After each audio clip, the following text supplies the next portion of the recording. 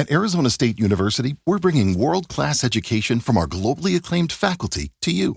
Ranked #1 in innovation for 10 consecutive years and #2 among public universities for employability, ASU isn't just ahead of the curve, it's creating new paths to success. Earn your degree from the nation's most innovative university. Online, that's a degree better.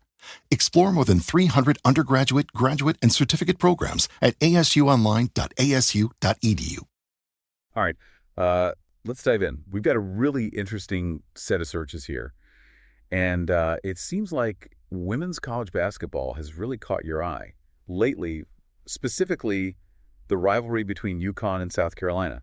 You've really been digging into that. Yeah, it looks like way more than just a casual interest. This is like you're trying to get to the heart of what makes this matchup tick. Yeah, exactly.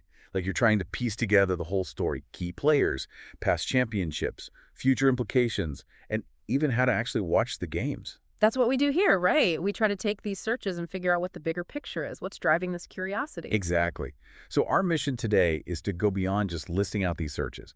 We're going to really unpack what they mean and what they tell us about the state of women's college basketball. And the level of detail here is impressive. I mean, It's not just women's basketball. It's specific teams, specific players, the NCAA championship. It suggests you already have a pretty good grasp of the sport, and you're looking for that next level of understanding. Right.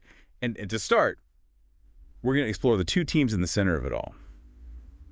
UConn Huskies, women's basketball, and South Carolina Gamecocks, women's basketball. These two programs have, in many ways, really defined the modern era of women's college basketball. I mean, think about UConn's incredible run of championships under Gino Auriemma. That set the bar for everyone.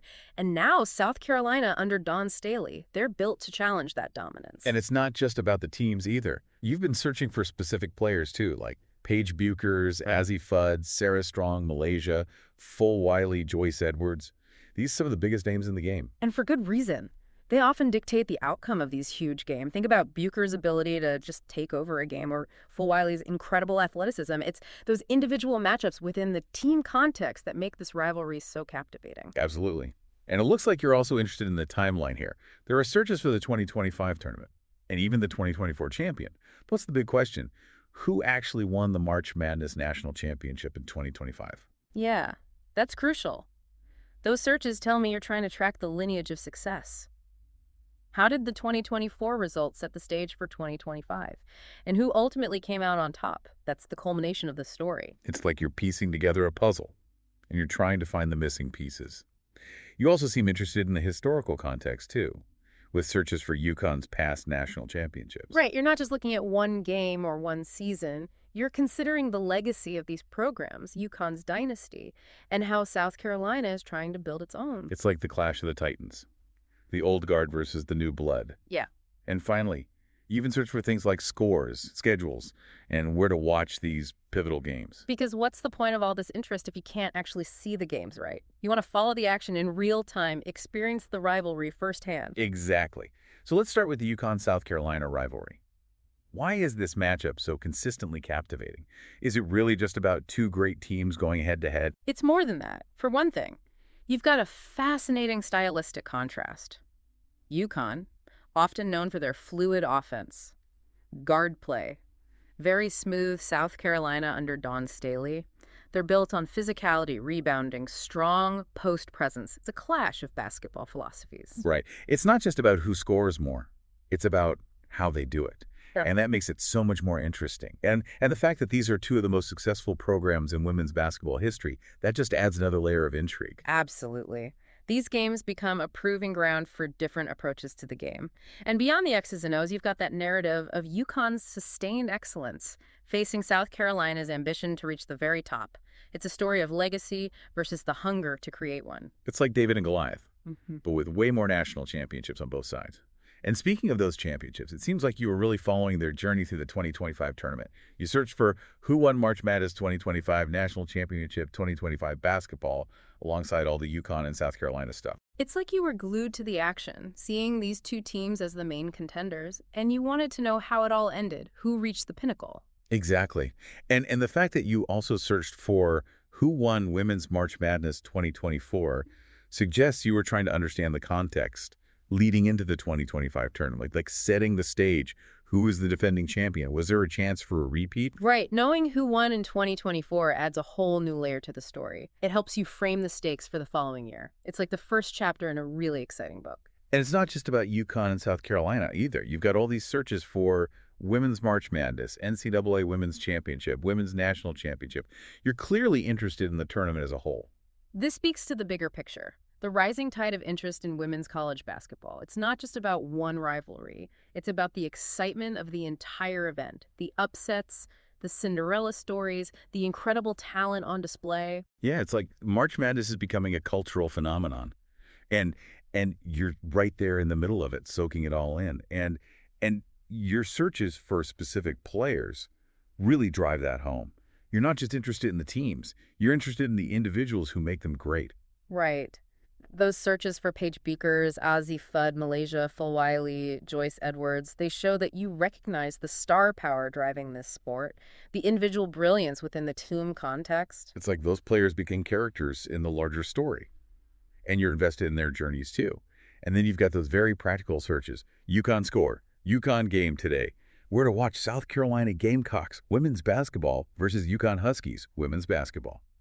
You want to know how to actually follow the action. That's the sign of a true fan, right? You're not just passively interested. You're actively seeking out ways to stay informed, to watch the games, to be a part of it all. It's like you're not just reading about the game. You're living it. Yeah. And even beyond the games themselves. Yeah. You search for Gigi Bryant. Yeah, that one's particularly interesting. It suggests an awareness of the broader cultural impact of women's basketball. And the figures who have shaped it, Gigi Bryant's passion for the game, resonated with so many. And it's a reminder that this sport is about more than just wins and losses. It's about inspiration, legacy, and the power of human connection. It's about those moments that transcend the court and stick with us long after the final buzzer.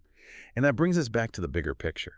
These searches paint a picture of someone who's deeply invested in the narrative of women's college basketball.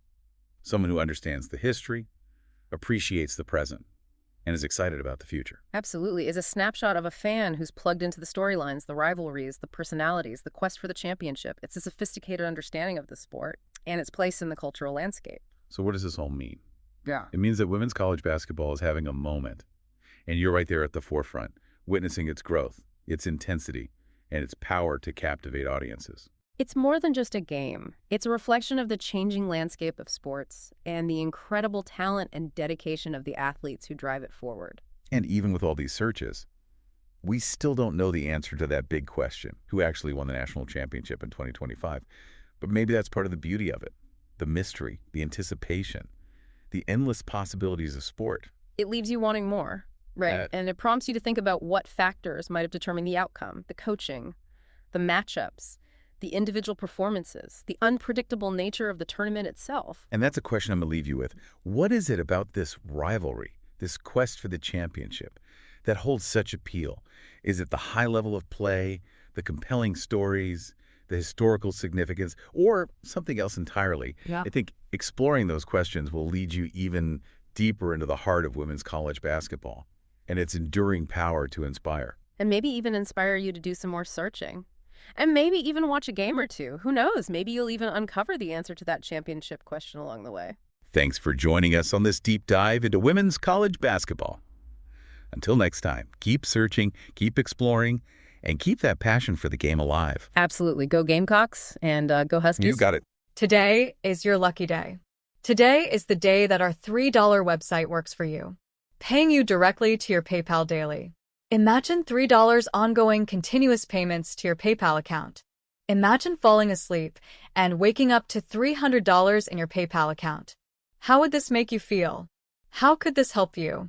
What bills could you pay? What kind of fun could you have? What does that retirement look like now? All for a one-time payment of $3. This website is DFY done for you, fully built and completely hosted, and never stops collecting payments for you. You have spent $3 on coffee on a regular, but that coffee won't help you create multiple streams of income.